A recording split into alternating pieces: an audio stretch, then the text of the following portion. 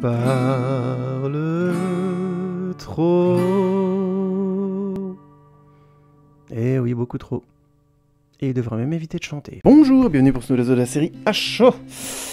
La série d'aujourd'hui s'appelle The Good Place. Elle a été créée par Michael Schur. Je l'ai vue à la télévision en version française et en version originale. Je vous expliquerai un petit peu pourquoi. Et elle a commencé à être diffusée en France à partir du 21 septembre 2017, si je ne dis pas de bêtises, sur Netflix. Alors The Good Place, ça faisait un moment que je voulais vous en parler, et je pense que le pédigré de son créateur va vous dire pas mal de choses. Son créateur, c'est donc Michael Schur. Alors je sais pas comment ça se dit, ça s'écrit Schur à la française, mais j'imagine que ça se dit Schur. Bref, dont le surnom est Ken Tremendous, dont Ken l'incroyable, ou Ken le magnifique, on peut traduire un petit peu ça comme on veut. Et c'est en fait un acteur et un auteur aussi, scénariste surtout, qui a beaucoup officié sur le Saturday Night Live. Je pense que vous connaissez le Saturday Night Live maintenant grâce à Internet, grâce à YouTube. C'est pas mal connu dans les pays francophones. C'est un grand show de comédie qui existe aux États-Unis depuis très longtemps et qui a grosso modo réuni la plus grande brochette de comédiens populaires américains, avec notamment beaucoup d'humour, de parodies, ainsi de suite, qui a lieu tous les samedis soirs, et qui a vu passer de très très grands comiques, qui a vu démarrer en trombe des gars comme par exemple Eddie Murphy, entre autres. Bref, je vous passe les détails, il y a vraiment beaucoup de monde là, Steve Carell, bon, plein de monde sont passés par là, Jim Carrey. Et donc, être passé par le Saturday Night Live, c'est un petit peu être intronisé dans la comédie américaine populaire on va dire, de qualité.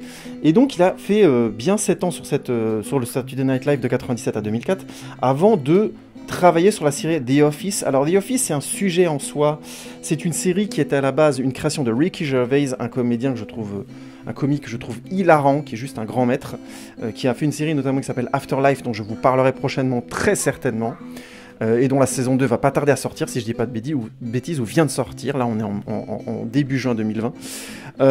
Et donc il a créé cette série, une série britannique qui s'appelait The Office, et qui était en fait une parodie de sa propre vie, qu'il avait vécu dans une sorte de bureau de travail en Angleterre. Et en fait, c'est une parodie du monde du travail, tout simplement, qui a eu énormément de succès en Angleterre, beaucoup aux États-Unis, et qui a donc été remakée. Et le rôle que Ricky Gervais tenait dans le The Office, la série originale, a été donc tenu dans la série américaine par Steve Carell. Steve Carell, qu'on ne présente plus, Steve Carell, qu'on ne présente plus évidemment, qui a maintenant beaucoup de succès au cinéma. J'aurais du mal à dire c'est quoi son rôle le plus populaire, peut-être 40 ans toujours puceau, j'en sais rien. Tout ça pour dire, série donc qui a beaucoup marqué l'audiovisuel et qui est devenue une sorte de référence de l'humour que je n'ai jamais vue. J'ai vu juste des bouts, j'ai pas trouvé ça hilarant, il faudrait que je regarde à l'occasion, honnêtement, sans vouloir faire mon malin, mais j'ai jamais regardé la série donc je peux pas trop en parler. Et dernièrement, il a aussi créé et scénarisé Parks and Recreation, qui a eu aussi sa grosse hype, Brooklyn Nine-Nine, qui est très très apprécié au point d'avoir été annulé par la par la chaîne qui le passait, et qui a été reprogrammé par l'assaut des fans, et donc sur laquelle il travaille toujours, et donc The Good Place, qu'il a fait de 2016 à 2020. Oui, c'est une série finie qui est en 4 saisons, ce qui va me permettre de vous faire une partie spoiler. On va en parler après pour ceux qui l'ont déjà vu. Mais il a aussi travaillé sur Black Mirror, l'excellente série d'anticipation fantastique et très très très impressionnante et angoissante anglaise, entre autres. Bref, un scénariste et un créateur de qualité. Et donc c'est quoi The Good Place? The Good Place, c'est quoi? Alors, quelque part, j'ai envie d'aller un peu plus loin et de vous en parler un peu plus frontalement. De l'autre, je risquerais d'en faire flipper certains, et j'ai pas envie de faire ça parce que c'est d'abord et avant tout une excellente série de comédie avec Kristen Bell notamment, qui a été très connue pour son rôle de Veronica Mars, et qui revient maintenant pas mal au devant de la scène avec beaucoup de rôles dans des comédies, et qui est donc excellente dans cette nouvelle série. Donc dire qu'elle est excellente, c'est un peu évident. C'est quoi l'originalité de cette série? En fait, non, je vais pitcher. Oui, je sais, ça fait beaucoup de suspense. Vous allez me dire, il en rajoute, il fait ça exprès pour qu'on continue de l'écouter. C'est devenu une putaclic. Bon, déjà, je vous emmerde, gentiment. Et puis ensuite, si j'ai envie de le faire comme ça, je le fais comme ça, c'est tout. Je suis chez moi. Non, je déconne, restez. Par pitié. Vous êtes si peu nombreux. Non, en fait, vous êtes très très nombreux de plus en plus et ça fait plaisir. Donc, on va arrêter le délire, on va passer au pitch. La décadence est en marche. Eleanor Shellstrop vient de mourir. Elle se réveille donc, elle ouvre les yeux, dans une jolie salle d'attente, qui a l'air celle d'être d'un joli psy, on va dire new-yorkais.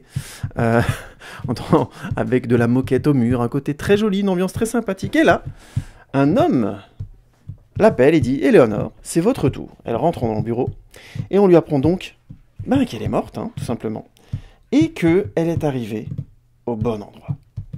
Alors, c'est quoi le bon endroit ? Le bon endroit, c'est tout simplement le paradis. Michael, qui vient de la recevoir, lui explique donc qu'elle a mérité, après une vie de bons et loyaux services à la communauté, en étant quelqu'un d'extraordinaire, d'avoir rendu service aux enfants du tiers-monde, d'avoir été vraiment quelqu'un d'exemplaire, d'aussi exceptionnel, elle a largement mérité de passer sa vie au bon endroit, avec les bonnes personnes. Et donc, le bon endroit, c'est simplement le paradis absolu, où on peut faire tout ce que l'on veut, quand on veut, avec plaisir et décontraction. Alors, je tiens à dire tout de suite à tous les pervers qui passent par là, pour faire la petite parenthèse, non, c'est pas le sexe à tout va, non, c'est une comédie familiale, donc c'est plutôt tout ce que vous pouvez imaginer hors sexe, c'est-à-dire manger de la glace à l'infini, avec tous les goûts que vous espérez, que vous adorez, avoir tous les trucs que vous aimez à portée de main. Un distributeur, pour Eleanor Shellstrop, c'est un distributeur de crevettes, si je dis pas de bêtises, à la sauce piquante. Enfin bon, bref, chacun son truc, comme on dit. Et donc, Eleanor arrive donc dans cet endroit extraordinaire où elle rencontre son âme sœur, en plus, qui s'appelle Chidi Anagonier, et qui est supposée, entre guillemets, être son âme sœur, et avec qui ils sont supposés s'entendre. Chidi, qui est lui professeur de philosophie, qui a de grands conflits éthiques, mais bon, qui, comme il a œuvré toute sa vie pour faire évoluer la race humaine dans le bon sens éthique et moral, a bien sûr mérité d'aller à The Good Place. Il rencontre ensuite Tahani Al-Jamil, qui est en fait une fille, une riche héritière, qui toute sa vie a œuvré à faire des soirées, des galas pour des dons, des causes humanitaires, et qui a été particulièrement au service du monde entier, même si elle a été très riche et qu'elle a eu une vie au milieu des stars. Elle a d'abord utilisé tout son savoir et toute son énergie à défendre l'humanité. Et enfin, il rencontre ensuite Jianyu Li, un moine tibétain qui est l'âme sœur de Tahani, et qui est en fait, évidemment, un moine tibétain. Enfin, je veux dire, est-ce qu'on a besoin d'expliquer pourquoi un moine tibétain a le droit d'être au bon endroit? Et tout ce monde est donc censé passer une vie formidable sous l'aide de Michael, qui gère donc le bon endroit, et de Janet. Janet, qui est en fait une sorte de... Non, ce qui n'en est pas. Qui est une intelligence artificielle qui gère le bon endroit et qui leur permet d'avoir tout ce qu'ils veulent. C'est-à-dire, voilà, on appelle Janet, elle apparaît, et je lui dis, je veux un caviar à l'orange sur lit de sauce au chocolat. Elle est capable de vous le donner tout de suite, là, dans la seconde, dans un claquement de doigts. Donc, c'est vraiment le paradis. Vous allez me dire, du coup, c'est quoi le hic? Eh ben, le hic, c'est que, mais alors, Eleanor, elle ne mérite, mais alors pas du tout, mais alors pas du tout, mais alors pas du tout, mais alors pas du tout, mais alors pas du tout d'aller au bon endroit. C'était une raclure.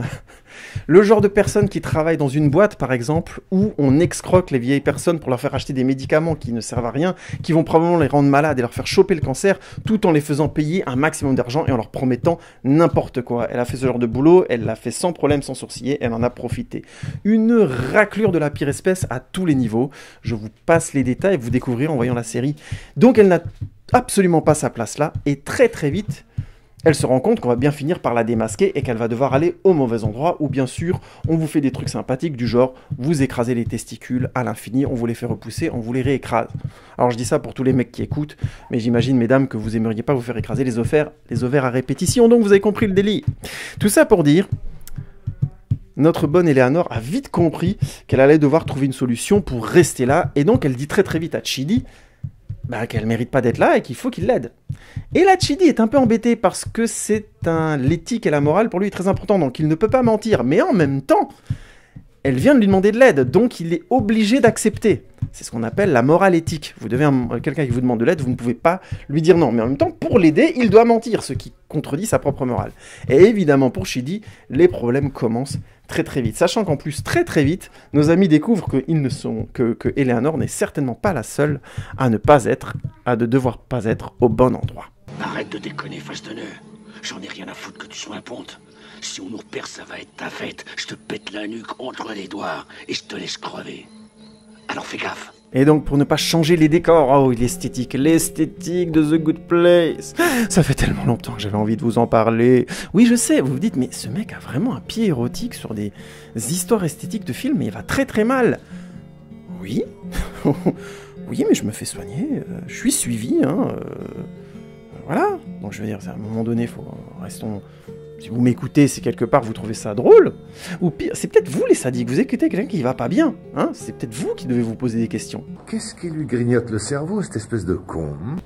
L'esthétique de The Good Place est particulièrement intéressante. The Good Place est supposé être un endroit où on est dans la caricature du paradis, on va dire rose bonbon. Donc comme je vous l'ai dit, la sexualité n'est pas évoquée, ou alors elle est très distanciée, très à distance, excusez-moi. Ce qui fait que le lieu est particulièrement beau, on a des couleurs vives, mais douces. Tout est on est quelque part dans le village des Schtroumpfs. On est un peu dans le village des Schtroumpfs, ce qui veut dire que on est dans une ambiance toujours sucrée, avec la photographie qui joue beaucoup à rendre les personnages particulièrement... C'est un peu des Ken et des Barbie. Et là où dans d'autres séries ça se justifie mal, parce qu'on a grosso modo cette esthétique de série de sitcom, de série télé, puisque c'est une série en petit épisode, je parlerai après de l'écriture, on aurait tendance à trouver ça plastique, artificiel, comme dans la plupart des séries, hein, on va dire, ou qui visent, entre guillemets, à être particulièrement des abstractions de notre réalité. Je vous parle de toutes les séries du genre, je sais pas, Dallas ou autre à l'époque, mais même dans les remakes actuels de Dallas, tiens, voilà, le remake actuel, on est vraiment dans Ken et Barbie, il y a tout un travail sur la photo, les costumes, les coiffures, pour que les gens soient d'abord avant tout des gravures de mode, des stylisations, avant d'être des personnages vraisemblables. Et là, en fait, dans The Good Place, c'est assumé, c'est-à-dire qu'ils sont au paradis, donc ils sont une sorte de version d'eux-mêmes qui est supposée être meilleure, ce qui fait que du coup, la série joue énormément là-dessus, dans son esthétique. Il y a donc des couleurs très fortes, un côté sucré, mais j'insiste, c'est le paradis cucu, vous savez, le paradis chiant. Je caricature à peine, parce que on peut faire quand même pas mal de trucs sympas, mais le paradis un peu chiant parce que tout le monde il est beau, tout le monde il est gentil, on est tous en personnes gentilles et bien. Ce qui fait que vite ça devient, comme vous vous en doutez, il n'y a plus d'opposition, il n'y a plus d'intensité à être les uns avec les autres, on est dans quelque chose de mou et de guimauve. Vous voyez ce que je veux dire? C'est ce côté sucré. Et l'esthétique de la série le joue très très bien, ce qui fait que on a très vite, non pas c'est assez drôle, et ça donne par moments un malaise assez fin, mine de rien, qui joue beaucoup sur ce côté, mais qu'est-ce que c'est que cet endroit, quoi? Et ça fonctionne, je trouve, très très bien dès la première saison. Même si, c'est un endroit où tout est supposé aller bien, les gens sont supposés se sentir bien, être gentils les uns avec les autres, donc on comprend qu'il y a une sorte de, vous voyez, un côté thérapeutique à faire un endroit comme ça. Et comme Michael, le personnage qui a reçu Eleanor au début, est l'architecte, on comprend aussi qu'il y a de son désir à lui de faire passer un bon moment aux gens, de les mettre dans de bonnes conditions. Donc c'est cohérent que l'esthétique de la série globalement soit comme ça. Donc déjà, cette esthétique est très originale, et ça parle notamment de l'écran titre de la série, qui est en fait le mot The Good Place sur un fond vert pomme, très très très légèrement irisé. Pourquoi je dis ça? Pourquoi je vous parle de ça? Parce que ce titre-là parle énormément déjà d'une couleur qui est rarement présente dans notre vie de tous les jours. Le vert, c'est une couleur, relativement peu utilisée par les gens, paradoxalement. Et donc, elle a tendance à être quelque part pas naturelle, et de l'autre, elle n'est pas non plus surnaturelle. Vous voyez ce que je veux dire? C'est pas non plus... on voyage pas dans l'espace, c'est plus une couleur qui a toujours quelque chose d'un peu pas à sa place. Parce qu'elle est très peu utilisée dans notre quotidien. On a rarement des immeubles verts, ou alors on les remarque très fortement. La plupart du temps, les couleurs de notre quotidien sont dans un spectrum assez limité en termes visuels. Si vous avez besoin d'un exemple esthétique, d'une preuve que notre société est encore très très très fermée, cloisonnée en termes de pensée, regardez si vous trouvez du vert dans l'esthétique globale de vos villes, de vos villages. Vous allez voir que c'est encore très très absent, très normé. Je ne peux pas croire que les 3/4 d'entre nous, notre fantasme réel de maison ou d'immeuble, c'est un immeuble beige. Or, on en a encore énormément en 2020, des immeubles beiges. Vous savez, ce beige sale et un peu moche, on en a partout. Soi-disant parce que c'est une couleur douce et que ça va un peu vers le rose, mais pas trop. Ouais, c'est une question de point de vue. Bref, tout ça pour dire, le vert a quelque chose d'étrange et de rassurant, mais de pas à sa place. Et c'est ça qu'il allie parfaitement le côté agréable de l'endroit, mais en même temps bizarre. Et toute l'esthétique de la série, je trouve, qui est simple, hein, on n'est pas dans de l'esthétique incroyable quand le scénario de la série est arrivé. Je pense pas que les mecs ont grimpé au rideau en disant oh, c'est incroyable, on n'avait jamais vu ça. C'est plus qu'ils ont réussi avec une vraie finesse à comprendre le visuel qui allait fonctionner avec cette série-là. Et à cet endroit-là, Michael Schur et son équipe ont fait un super taf. Moi j'ai qu'un mot à dire, ça claque, ça claque, ça claque. La mise en scène de Good Place est simple, on est vraiment dans du sitcom. La série se mettant essentiellement comment dire, l'emphase sur les effets spéciaux. Franchement, la mise en scène de The Good Place, c'est une sitcom de comédie simple, avec une grande place laissée aux jeux d'acteurs. Si vous regardez les séries comme The Office ou Brooklyn Nine-Nine, vous allez clairement comprendre où vous mettez les pieds. On sent clairement que Michael Schur a travaillé comme scénariste sur ces séries-là, qu'il a beaucoup apprécié le style de Ricky Gervais, notamment dans la comédie, qui laisse énormément de place à l'improvisation et aux acteurs, lui-même étant un très très grand improvisateur. Oui, je fais une parenthèse sur Ricky Gervais, qui est un comique qui me fait énormément rire. Et si vous connaissez pas la série Louis, de Louis C.K., qui je sais qu'il y a des controverses tout à fait légitimes sur lui, mais n'empêche que sa série Louis est une série incroyable, qui était vraiment très très forte, drôle et en même temps flippante et en même temps intense. Enfin, c'est vraiment un grand metteur en scène, ce mec. J'espère qu'à un moment donné, il va tenter d'autres choses. Et donc c'est dans la série Louis, Ricky Gervais avait le rôle du docteur de Louis, notamment dans la première saison. Il improvise énormément l'humour et c'est une des séquences les plus dingues je trouve, de la saison, quoi. Bref, quand Louis va voir son médecin. Bref, je vous passe les détails. Tapez Ricky Gervais, regardez-le par exemple recevoir les Golden Globes, être l'hôte des Golden Globes, c'est juste un truc de dingue. Vous avez jamais vu un mec défoncer Hollywood comme ça. Franchement, c'est un truc de fou. Bref, je ferme la parenthèse sur Ricky Gervais, ça serait un sujet en soi, et quand je ferai de toute façon un podcast sur Afterlife, et ça va arriver, on en reparlera du bonhomme. Tout ça pour dire, Michael Schur, on sent clairement qu'il a apprécié cette manière de fonctionner, que ça lui ressemble, lui-même ayant été acteur sur The Office, et on sent vraiment ça dans The Good Place. C'est plus écrit, que les choses soient claires, c'est beaucoup plus écrit, notamment la série avançant, puisqu'elle a 4 saisons. Mais on a clairement dans les enjeux de la mise en scène, d'abord et avant tout, ce bon vieux chant contre chant de comédie, avec une très très grande efficacité dans le timing et laissant une grande place à l'improvisation des acteurs. De facto, la mise en scène est un peu verrouillée. C'est les effets spéciaux qui vont en rajouter et amener de la profondeur à la série. La première saison étant essentiellement basée sur du claquement de doigts, c'est-à-dire disparition-apparition, jouant beaucoup notamment sur les pouvoirs de Janet. Il y a quelques effets spéciaux un peu plus avancés, je vous laisse découvrir en quoi. Notamment, il y a des personnages qui volent et des choses comme ça, mais honnêtement, on est vraiment dans des choses très très modérées et l'enjeu est plus de jouer sur de la comédie qu'autre chose. Donc, les effets spéciaux jouent essentiellement à rendre cohérent, vraisemblable, The Good Place. Point barre. Et plus les saisons avancent, et plus ça va loin, et plus la série développe son univers, avec toujours un fond d'humour, et là par contre on sent vraiment très fortement, je trouve, dans Good Place, l'univers de Terry Pratchett. Terry Pratchett qui est l'auteur notamment des livres du Disque Monde, et du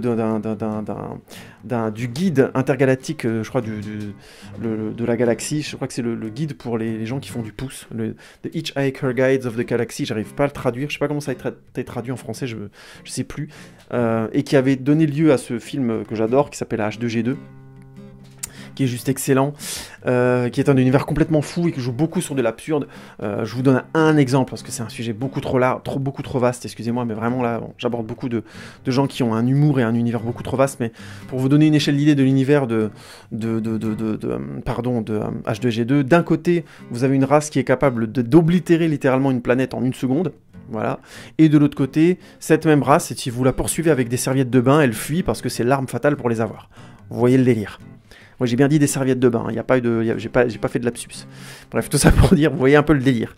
Et Michael, je trouve que vraiment dans The Good Place, on retrouve ce grand écart-là, un univers qui au départ est assez kitsch et comique, qui devient de plus en plus dense, de plus en plus complexe, et toujours avec une logique interne implacable, qu'il est très difficile de dévisser, et je peux vous le dire tout de suite, elle n'est pas dévissable, celle de The Good Place. Bref, et donc il s'agit pour les effets spéciaux d'amener de la densité là-dedans. Je spoile pas, on sent dès la première saison, l'univers va être exploré, et on le sent dès la saison 1. Il se trouve que la saison 1 avait été pensée pour être, je pense, une saison en soi, même s'il y a un super cliffhanger à la fin, et je vous laisse découvrir en quoi, mais The Good Place, c'est une série qui avance et qui utilise ses effets spéciaux comme une mise en scène en soi pour approfondir son univers.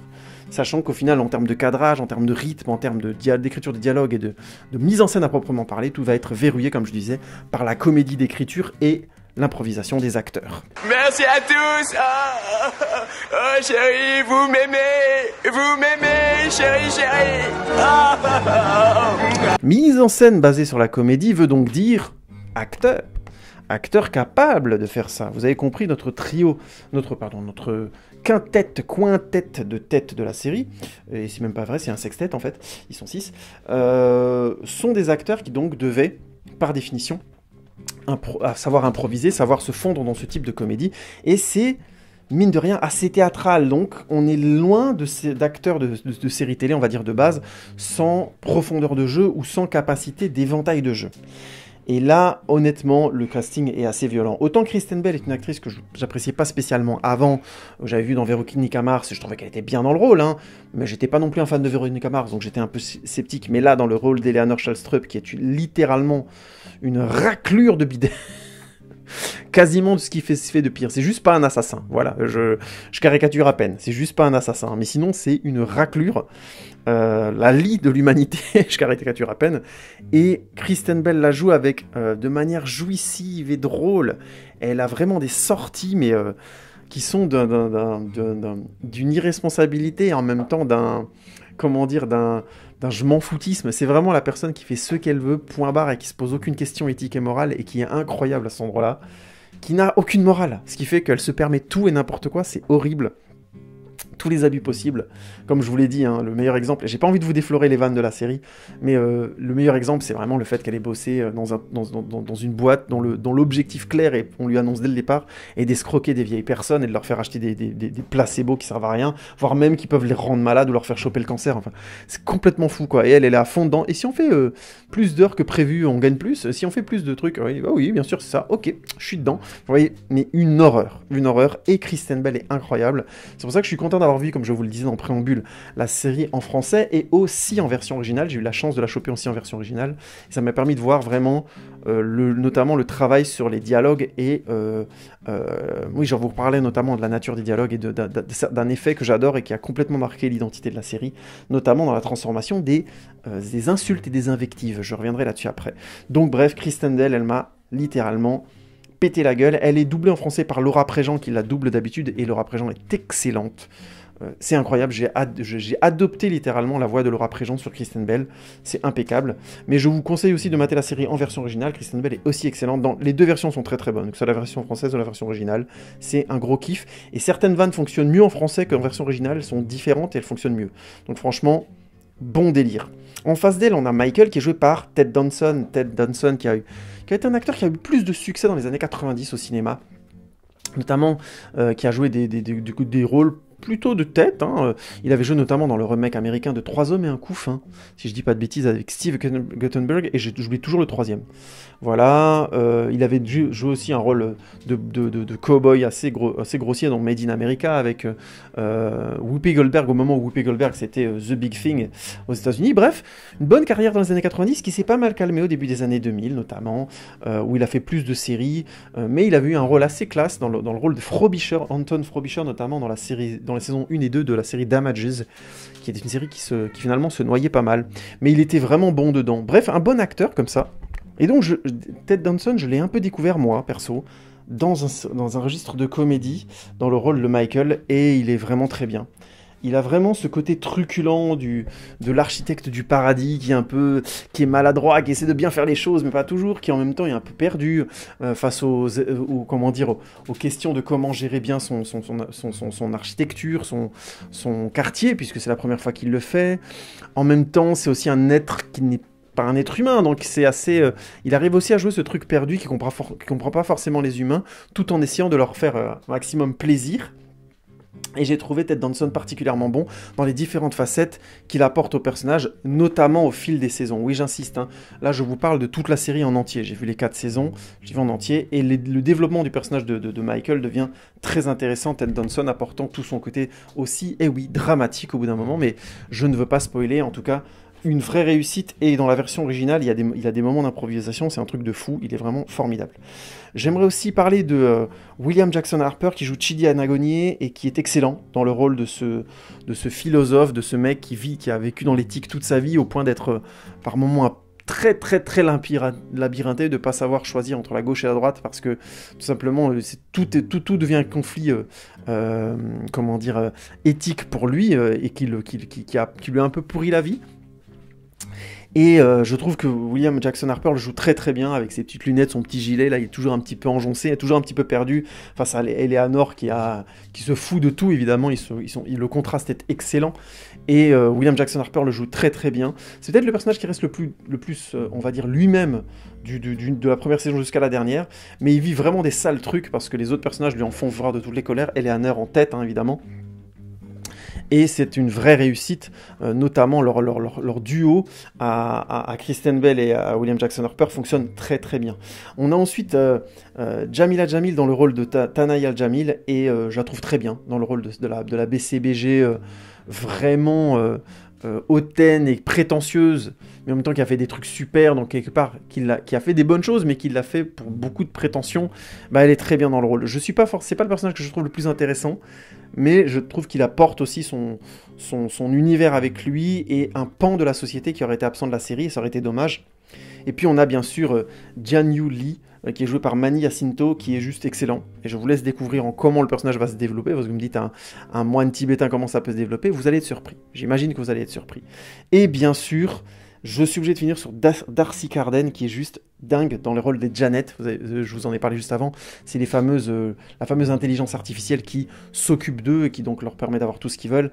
Et Darcy Carden a complètement compris comment jouer ce personnage étrange, qui a une robe, on va dire, très 70, comme ça, qui a un maquillage très fixe, une robe bleue, et qui arrive à jouer ce côté androïde, mais en même temps androïde très très fin, qui arrive à apporter de l'humour et en même temps une forme d'absurde dans toutes les situations. Et il faut savoir le jouer, et Darcy Carden est excellente.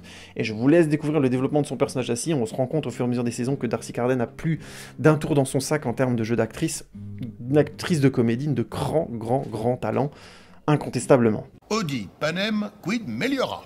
Ça veut rien dire, mais je trouve que ça boucle bien. Le scénario de The Good Place, comment en parler bien ? C'est d'abord et avant tout la dynamique de Eleanor, confrontée à chaque nouvel épisode à un nouveau conflit, quelque part moral dans son attitude, puisqu'elle veut rester à The Good Place, et en même temps, oui, je ne spoilerai pas, donc je vais faire une partie spoiler exprès après la conclusion, donc je vais me contenter de parler de la saison 1, hein, que les choses soient bien claires. Mais grosso modo, c'est ça, chaque épisode fait avancer Eleanor sur le chemin d'une forme de remise en cause philosophique, et je vous laisse découvrir comment. Elle va bien sûr devoir, c'est bien sûr Chidi qui va lui apporter, puisque c'est un professeur de philo, et que l'éthique est vraiment un sacerdoce pour lui, mais c'est très intéressant de voir comment elle va y résister, avant de se dire, bon, pourquoi pas travailler dessus, et avant de vraiment être, j'ai envie de dire, consacré. Chaque nouvel épisode est donc une remise en cause pour Eleanor, et donc Chidi va être constamment dans un conflit éthique. Est-ce qu'il doit dénoncer Eleanor ou l'aider ? Évidemment, il va l'aider, parce que sinon, il est coincé. J'aimerais aller plus loin dans le scénario et vous en dire plus, mais vous allez déjà voir, je vous le dis, en termes de rythme, un cliffhanger par épisode, la série avançant très très vite et ne se contentant pas du tout du suspense de sa saison 1. J'insiste là-dessus, parce que j'aimerais pouvoir dire un peu plus de choses sur le scénario, mais j'ai pas envie. La série ménageant très bien ses surprises et ses retournements de situation, de saison en saison, et ayant l'intelligence de ne pas durer 15 saisons, mais bien 4 saisons pleines. Sachant qu'en plus, il s'agit vraiment d'un format sitcom. Chaque épisode dure 22-26 minutes, à part, je crois, le dernier épisode qui dure 1 heure, le dernier épisode de la série 1. Tout le reste est très condensé, et l'univers de la série permet parfois d'aller un peu plus loin et d'être un peu plus long sur certains épisodes, mais à aucun moment la série ne devient complaisante et ne cherche pas à se démarquer de son point de départ, l'humour, faire rire, proposer des situations où évidemment Eleanor en fait un max et est particulièrement inacceptable dans ses réactions et dans ce qu'elle essaye d'obtenir. Mais heureusement que la série fait ça, parce que sinon on aurait, j'ai envie de dire, une série qui pourrait vite devenir lourdingue, et je le dirais pourquoi que dans la partie spoiler, oui. Plus vite, bande de trous du cul. Alors j'espère que je vous ai donné envie, si vous ne connaissez pas cette série, de la découvrir. The Good Place, c'est excellent, ça se mange comme un super apéritif, et en fait on se rend compte à la fin qu'on a mangé un excellent repas. Oh là là, quelle métaphore, mais quel poète. Tout ça pour dire, excellente série. L'humour est très bon, le casting fait très très bien le taf, et vous n'avez pas vu de série comme ça. C'est ça que j'insiste, c'est sur ça que je voulais insister, c'est pour ça que je fais un podcast sur cette série-là. C'est une série très originale, dans le très bon sens du terme, le genre de série qui fait du bien en termes d'humour, parce qu'elle fait rire, mais qui en même temps pose de vraies questions de fond que peu d'autres séries posent aussi bien. Et je vais développer ça un peu plus dans la partie spoiler. Le casting est très bon, et au pire des cas, vous regardez juste la saison 1, je crois que c'est 13 épisodes de 26 minutes, c'est pas long. Si ça vous plaît pas, vous vous arrêtez, mais à mon avis, vous ne pourrez pas. Et vous irez au bout des 4 saisons. Oui, beaucoup de mystères pour ceux qui ne l'ont pas vu. Et pour ceux qui l'ont vu, on va se faire une petite Madeleine de Proust ensemble. Ouais, je sais, Madeleine de Proust, ouais, j'ai beaucoup de culture. Hein. Ouais, vous savez, hein, moi c'est pas Wikipédia et... Si, c'est triste, c'est surtout Wikipédia, mon savoir. En tout cas, merci à ceux qui ont écouté cette partie sans spoil. Vous connaissez le laisser un like, je vais pas les faire à chaque fois, ça devient lourdingue. Donc voilà, si vous voulez me soutenir, vous savez ce qu'il vous reste à faire. Je dis juste qu'il y a le blog, hein, un mec qui parle trop.wordpress.com, si vous voulez écouter les podcasts sur autre chose que YouTube, ce que je peux comprendre tout à fait, parce que ça peut ne pas être pratique parfois. Pour les autres, on va passer à la partie spoiler. Mais c'est qu'il faut pas le prendre pour un con, Brett. T'es très malin, mon enfoiré. Donc, la partie spoiler, les amis. Vous connaissez donc The Good Place, vous êtes allé au bout des 4 saisons. Oui, une partie spoiler sur 4 saisons, mais qu'est-ce que j'espère, peu importe. Vous êtes allé au bout des 4 saisons, et j'en suis fort content car vous avez certainement apprécié le voyage. The Good Place est donc été, vous l'avez tous compris, une série sur de la philo. Et oui, c'était une série de philosophie, et ouais, c'est comme ça, je sais, vous avez été piégés, vous pensiez rigoler de choses aussi, vulgaires et dépassées qu'une personne qui abuse de vieilles, de gens qui se font torturer en se faisant éclater les testicules, et grosso modo d'un mec sadique qui aime torturer les gens pour l'éternité. Eh bien non, vous avez eu le droit à une vraie série de philo où quasiment chaque épisode, si je ne dis pas de bêtises, est un problème philosophique en soi. Dès la première saison d'ailleurs, j'ai beaucoup aimé personnellement. Moi qui suis plutôt un fan de philo, j'aime bien.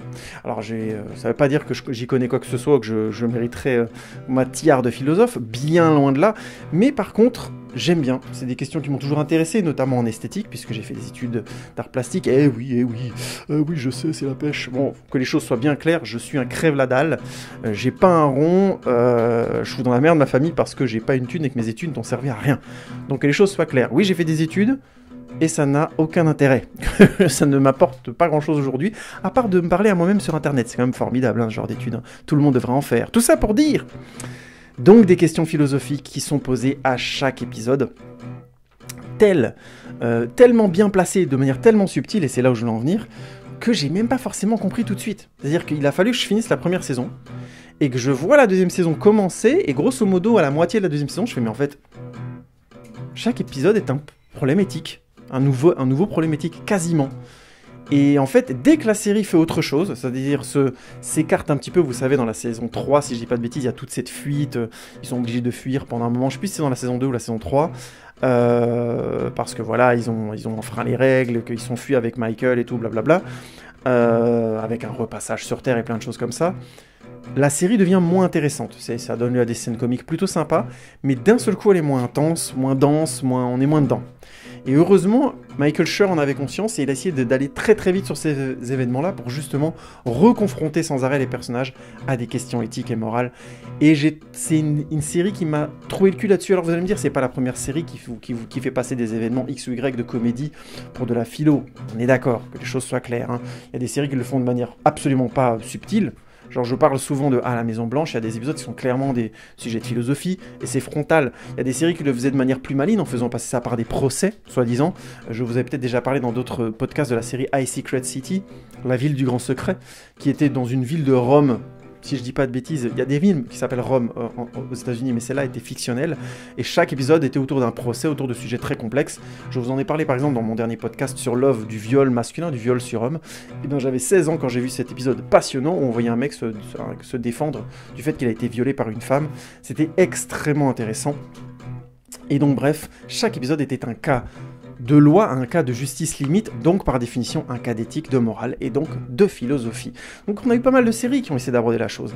Mais je trouve que dans The Good Place, il y a des questions que j'avais rarement vu aborder dans une série de manière aussi didactique, ludique et agréable. Le fait de mettre Eleanor et tous ses amis et Chidi face à la question de l'au-delà, du paradis, a forcé quelque part la série à créer un système de notation, de points, système de notation qui est donc, comme vous l'avez vu, développé d'épisode en épisode, et qui a donc permis à toute la série de se développer sur des questions de fond. Et j'aime beaucoup notamment comment très très vite se pose la question de comment évaluer la vie de quelqu'un. Comment en tirer le bon et le mauvais. Comment savoir comment agir face à deux solutions qui sont techniquement des mauvaises solutions. Et la série constamment tourne autour de ces questions éthiques et morales-là, revient dessus régulièrement. Il n'y a pas qu'un épisode sur un sujet donné, hein, ça avance. Et c'est brillantissimement amené parce que le personnage de Chidi est très drôle. On voit aussi toute la limite de la philosophie, c'est-à-dire que c'est quelque chose qui peut être très sclérosant. Et la limite de la philosophie est simplement l'expérience. Hein. Chaque expérience va remettre en cause cette question éthique et on n'aura pas toujours une réponse toute faite à la situation. Tout simplement parce que l'être humain est imprévisible, complexe. Beaucoup d'éléments vont au-delà de la philosophie. Je ne vous parle même pas de la psychologie, et ainsi de suite. Et quand je dis au-delà, c'est-à-dire vont carrément casser les verrous qu'on pourrait penser être indépassables. Et comme évidemment, le grand élément, et c'est là que je voulais en venir, qui me plaît en termes philosophiques, c'est que nos personnages sont morts, ils sont donc dans l'au-delà, et posent la question d'une forme d'au-delà que nous pourrions concevoir. Et la série est brillante, de A à Z. Elle remet en cause d'abord la question évidemment de paradis, dès le premier épisode, qu'on comprend très vite on se prend moi je l'avais pas forcément compris tout de suite, je me suis dit, au bout d'un moment, ils ont trop de problèmes, ça doit pas être le bon endroit. Et évidemment, à la fin, on apprend qu'ils sont carrément au mauvais endroit, et j'avais trouvé ça excellent. La remise en cause, comment eux peuvent essayer quelque part de se retrouver, bien qu'ils mériteraient d'aller tous au mauvais endroit, de ne pas y aller, donc la remise en cause de notre... C'est pas tant du système de la série que de notre système de pensée. Le paradis, l'enfer, donc les paradigmes qui sont les paradigmes du protestantisme et du paradigme judéo-chrétien. Hein. C'est-à-dire, voilà, on est supposé faire les choses bien ou mal, et selon ce qu'on a fait bien ou mal, on imagine que s'il y a quelque chose après la mort, on aurait un état plus de l'ordre du bien-être ou du mal-être. Vous voyez ce que je veux dire ? On a quand même cette idée dans le fond de notre pensée sociale humaine. Et peu de philosophie, peu de religion s'en détachent. Même dans le bouddhisme, on envisage une forme d'élévation qui serait un détachement du corps, mais on l'envisage quand même comme quelque chose de positif. On n'envisage pas forcément comme quelque chose du bien-être physique, mais comme quelque chose de positif. Donc, par définition, il y a du négatif. Il serait possible d'aller vers du négatif. Comment ? Donc c'est cette question-là qui est constamment au cœur de la série, et qui est parfaitement traité. Et j'aimerais venir sur juste, un élément principal, parce que, en fait, à fur et à mesure que je vous parle, je me rends compte que je m'en perds beaucoup, et le fait est qu'il y a trop de sujets de philosophie très intéressants dans la série, qui sont très bien abordés. Je reviendrai juste sur, à vue de nez comme ça, j'en dirais deux. Le premier, que j'aime énormément, c'est évidemment le moment où on se rend compte à la fin de la saison 1 que le bon endroit et le mauvais endroit, et comment ils s'en rendent compte. Eleanor s'en rend compte parce qu'ils sont constamment face à des conflits éthiques et moraux qui les mettent dans des positions de grand écart psychologiques et non pas physiques. Et la série dit clairement quelque chose qui est admis par les philosophes depuis très longtemps, la plus grande douleur qu'un être humain peut ressentir est d'abord psychologique. Oui, bien sûr qu'avoir mal physiquement, c'est horrible, et certaines douleurs sont d'un niveau que je n'ose pas imaginer, dans lesquels je n'ose pas me projeter. J'ai un exemple en tête, s'il y a une maladie, je crois qu'il y a une maladie génétique qui fait qu'on souffre tout le temps, on a mal tout le temps, quoi qu'on fasse, on a mal. Alors les êtres qui vivent avec ça meurent en général très très jeunes, parce que le corps ne supporte pas l'intensité, le système nerveux, grosso modo, s'arrête au bout d'un moment, parce qu'il est constamment en aigu négatif. Donc je vous laisse imaginer l'horreur d'une vie pareille. Donc... il y a je ne sous-estime pas du tout la douleur physique. Je dis juste que la pire douleur est psychologique parce qu'elle est labyrinthique, elle ne vous laisse pas sortir, elle ne vous permet pas de trouver de système pour l'éteindre. La douleur physique, on a trouvé avec des drogues, avec d'autres choses, une manière de la calmer. La douleur psychologique, malheureusement, ou on augmente la dose de drogue, ou elle devient plus forte encore. Et cette omniprésence de la psychologie et donc de la pensée, c'est quelque chose qui est acquis par les philosophes et qui fait de la série The Good Place, une excellente série parce qu'elle a ça en son cœur dès la fin de la saison 1. Elle pose la question de qu'est-ce que ça voudrait dire un paradis et qu'est-ce que ça voudrait dire le bien en soi. Le deuxième élément, et que j'ai adoré et qui donc revient sur cet élément dans la dernière saison, c'est le moment évidemment où ils vont dans le vrai bon endroit, et qu'évidemment c'est un endroit où on souffre. On souffre d'ennui, on souffre de ne plus avoir une fin. C'est un des messages les plus puissants que j'ai vu dans une série depuis très longtemps. C'est cette idée que si les choses n'ont pas une fin, elles n'ont plus de valeur. c'est parce qu'elles ont une fin qu'elles sont terribles, qu'elles sont tristes, qu'elles sont aiguës, qu'elles sont intenses à vivre, c'est parce qu'elles sont déterminées à se terminer, qu'elles sont aussi difficiles à encaisser, difficiles à admettre, difficiles à combattre. Enfin, il y a plein de choses comme ça en nous qui vont s'aiguiser comme rarement dans l'existence parce qu'on sait que les choses ont une fin. Donc on a tendance à avoir l'aiguille de notre perception de cette fin vers la souffrance et vers le négatif. Mais en fait, cette fin est un moteur très profond au bonheur. C'est parce qu'il y a une fin que tout est à saisir avec son intensité. Je vous suis en train d'enfoncer des portes ouvertes, hein, c'est de la philosophie pour CE2 là, hein, mais c'est simplement pour dire que la série le dit très très bien, notamment dans tout ce passage où ils vont au paradis, on retrouve cette philosophe qui est jouée par Lisa Kudrow, hein, Phoebe de Friends, et qu'elle leur dit clairement, à force d'avoir tout ce qu'ils veulent et de ne rien faire, pour l'éternité, ils souffrent, ça fait très longtemps qu'ils n'apprécient plus d'être là, ils souffrent depuis trop longtemps, ils perdent même leur pensée se décompose littéralement. Et ça, j'aime beaucoup cette idée, c'est un message d'une très grande puissance qui va jusqu'à évidemment le climax de la série, et cette idée très forte que peut-être que le paradis, ce serait à un moment donné avoir le temps, un temps incommensurablement long, parce que la psyché humaine, la pensée humaine aurait besoin d'un temps aussi long, et je pense que c'est quelque part extrêmement sage, c'est un message d'une immense sagesse qu'a sorti cette série, pour défaire tous les mécanismes qui nous ont entravés dans notre vie, et qui sont d'abord et avant tout des mécanismes de pensée. Et j'adore l'idée qu'à la fin, les personnages aient, je crois sur 2 épisodes, on les voit clairement partir, créer cette idée dans le bon endroit qu'on peut finir, et donc, ils ont tout le temps de régler ce qu'ils doivent régler avec eux-mêmes, de se sentir prêts à finir. Ces pauvres cons s'imaginent qu'ils vieilliront comme le vin. Si ça veut dire virer au vinaigre, d'accord. Mais si ça veut dire se bonifier avec l'âge, mon cul. Ça aussi, la série pose excellemment la question de la fin. De qu'est-ce que ça veut dire finir une existence. C'est brillantissime. C'est brillantissime. Et c'est tellement bien montré. On est face à des images d'Épinal. À la limite, c'est du... j'ai oublié son nom, c'est du Tree of Life, c'est du Terrence Malick dans l'imagerie. Voilà, ils vont entre des arbres et ils disparaissent, et puis la caméra monte, et on va dans le ciel, comme ça, machin. Et c'est, vous avez vu la série, mais ceux qui écoutent cette partie spoiler, je suis en train de spoiler tellement de choses que j'ai envie de... Pas trop, parce que je sais que certains d'entre vous écoutent avant de se dire, tiens, je vais aller voir ce que c'est. Et si c'est le cas, n'hésitez pas à la regarder, vous allez être sur le cul, c'est vraiment très très bon. J'ai pas spoilé les 3/4 de ce qui est vraiment fort dans cette série. Et même si j'ai un peu spoilé la conclusion, mais globalement, c'est vraiment une excellente série. Et très très profonde, elle pose des questions d'enjeux sociaux et d'enjeux relationnels qui, à mon avis, ont rarement atteint cette densité dans une série télé. Je pense sincèrement, The Good Place, c'est vraiment pour moi un tournant dans la philosophie appliquée à la télévision. C'est brillantissime. Parce que je suis en train de vous parler de philo, la série l'en parle frontalement, mais à aucun moment, elle n'est, j'ai envie de dire, ça devient un cours de philo, quoi. Il y en a, mais c'est montré de manière didactique, c'est drôle, les enjeux sont clairs, et du coup, ça passe très très bien. Et c'est des épisodes de 22 minutes, on vient pas vous retourner le cerveau en vous prenant la tête sur des questions philosophiques pour rien. On les lie clairement à des questions existentielles, elles sont frontales, elles sont jouées sur le ton de la comédie. J'ai presque envie de dire que c'était exactement la forme parfaite pour faire de la philo à la télé, j'ai envie de dire. Et pour revenir donc sur ce que je disais sur mon exemple, cette idée qu'on aurait donc, je sais plus comment s'appelle la mesure du temps, c'est les Jeremys, machin truc, c'est le nom d'un gars, et c'est leur mesure du temps à partir d'un certain millier d'années, je caricature, ils calculent le temps comme ça. Et je trouve cette idée, mais d'une beauté et d'une justesse incroyable. Je pense vraiment qu'il nous faudrait un temps fou pour résoudre tous nos problèmes. Alors peut-être qu'une des ironies de la vie, c'est qu'on ne peut pas tous les résoudre, et qu'il faut admettre à un moment donné d'aller vers la fin et de recevoir la fin sans avoir tout résolu. C'est peut-être ça aussi un des enjeux de l'existence, hein, je n'en sais rien.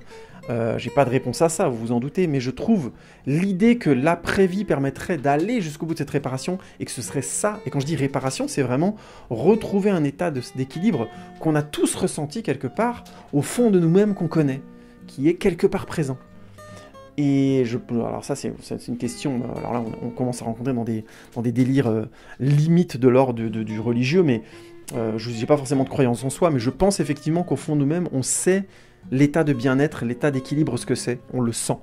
C'est juste qu'on n'arrive pas à l'atteindre, parce que dans l'existence, on est constamment mis en déséquilibre, et que c'est complexe ne serait-ce qu'entrevoir cet équilibre-là. C'est une croyance personnelle, c'est une sensation qui me semble juste en termes philosophiques, mais honnêtement, encore une fois, je fais de la philosophie pour CE2 là, donc je comprendrai que vous ne soyez pas d'accord. Mais tout ça pour dire, on va donc rechercher un équilibre. À la limite, on ne connaît pas cet équilibre. Et pour l'atteindre, il faut défaire tout ce qu'on a mal fait, tout ce qu'on a mal compris, tout ce qu'on a construit par rapport aux autres. Et évidemment, je suis obligé de finir cette partie spoiler par le couple Chidi et Eleanor que j'ai trouvé brillant. Parce que c'est pas un couple romantique en soi. J'ai pas forcément une imagerie d'amour extraordinaire entre eux. J'ai une imagerie d'amour vrai. C'est deux gens qui vont travailler ensemble à être meilleurs. Et c'est parce que l'un et l'autre va pousser l'autre à devenir meilleur vraiment, sincèrement, en son entièreté, et que l'autre va lui rendre, que leur amour devient puissant, devient très fort et leur permet de braver littéralement la fin de l'existence. Évidemment, c'est très très romantique, mais c'est écrit de manière absolument parfaite. Je trouve que ça brillant. Tout ça pour dire, j'aurais trop d'éléments à discuter. Il y a vraiment, pour chaque épisode de The Good Place, un débat philosophique complet. Donc honnêtement, on n'aurait pas fini. Mais j'avais envie un petit peu, pour le kiff, de partager ça avec vous. Si ça vous plaît, si vous voulez que je fasse d'autres épisodes sur la question, ou sur différents épisodes de Good Place, sur ces questions philosophiques-là, pourquoi pas? Honnêtement, je pourrais trouver ça très kiffant. Et ça me permettrait peut-être de trouver des éléments, notamment parce qu'ils citent littéralement des philosophes dans certains épisodes. Ça pourrait être intéressant, moi-même, de les découvrir et de partager ces découvertes avec vous. Parce qu'encore une fois, je ne suis pas philosophe du tout, j'ai pas fait des études de philosophie, j'ai juste beaucoup aimé l'esthétique pendant un moment, c'est tout. Donc j'ai quand même un niveau très bas, mais je trouve que c'est un excellent moteur de réflexion et d'échange avec vous, si vous le voulez. Donc bref, n'hésitez pas à me le faire savoir dans les commentaires. Merci beaucoup à vous tous d'avoir écouté, je ne vais pas vous faire les salam alek classiques, vous savez comment soutenir la chaîne, vous avez tout dans la description. Je vous rappelle juste, c'est bien sûr le blog, un mec qui parle trop.wordpress.com, si vous voulez écouter le podcast sur YouTube ou ailleurs. Merci encore à vous, j'ai encore eu des retours et des gens qui se sont abonnés dernièrement, c'est vraiment le pied. J'espère que ça va continuer comme ça, c'est vraiment un gros kiff pour moi et j'espère vous retrouver pour une prochaine écoute de un nouvel épisode de HO. Salut les amis, ciao ciao.